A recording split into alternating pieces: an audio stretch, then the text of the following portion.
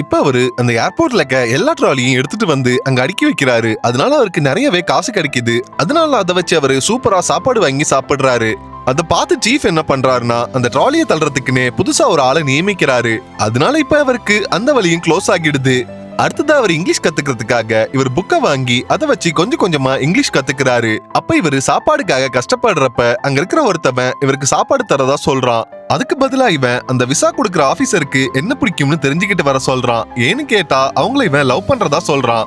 இப்ப இவரு டெய்லி அந்த பொண்ணுகிட்ட போயிட்டு கொஞ்ச நேரம் பேச்சு கொடுத்து அவளுக்கு என்ன பிடிக்கும்னு தெரிஞ்சுக்கிட்டு வந்து இவன் கிட்ட சொல்றாரு. அதனால இப்ப இவருக்கு சாப்பாடும் கிடைக்குது. இப்ப இவரு ஹெல்ப் பண்ண ஏரோசஸ் அங்க உட்காந்து அழுதுகிட்டு இருக்காங்க. என்னன்னு கேட்டா அவங்களோட பாய் ஃப்ரெண்ட் ஏமாத்திட்டதா சொல்றாங்க. அதனால இவரு அவங்கள ஆறுதல் படுத்துறதுக்காக பேசுறாங்க. இவரோட பேச்ச கேட்டதும் அவங்க அழுகையை நிறுத்திடுறாங்க. இப்ப இவரை சாப்பிடறதுக்காக ஏர்போர்ட்டை விட்டு வெளியில கூப்பிடுறாங்க. ஆனா இவரோ என்னால வர முடியாதுன்னு சொல்லிடுறாரு. அது தப்பா புரிஞ்சுக்கிட்டு அவங்க இவர் மேல கோவப்பட்டு அங்கிருந்து போயிடுறாங்க.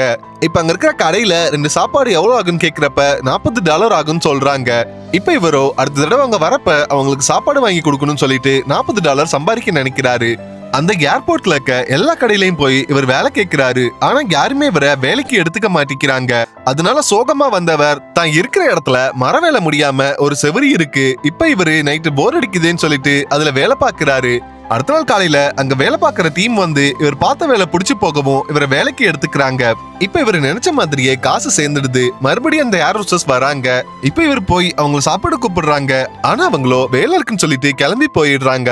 இதுக்கப்புறம் என்ன நடந்துச்சுன்னு அடுத்த வீடியோல சொல்றேன். இந்த சேனலை சப்ஸ்கிரைப் பண்ணாதவங்க சப்ஸ்கிரைப் பண்ணிடுங்க.